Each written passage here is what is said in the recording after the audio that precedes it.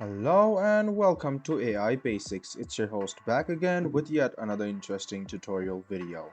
In this video, I'm going to teach you how you can change your name in Claude AI. Open Claude AI on your Google Chrome or your Edge browser.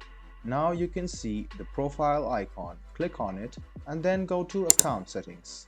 You can see that you can change your full name and your nickname. So go ahead and change your full name, and if you press enter you can see that your account has been updated, and you can even change your nickname.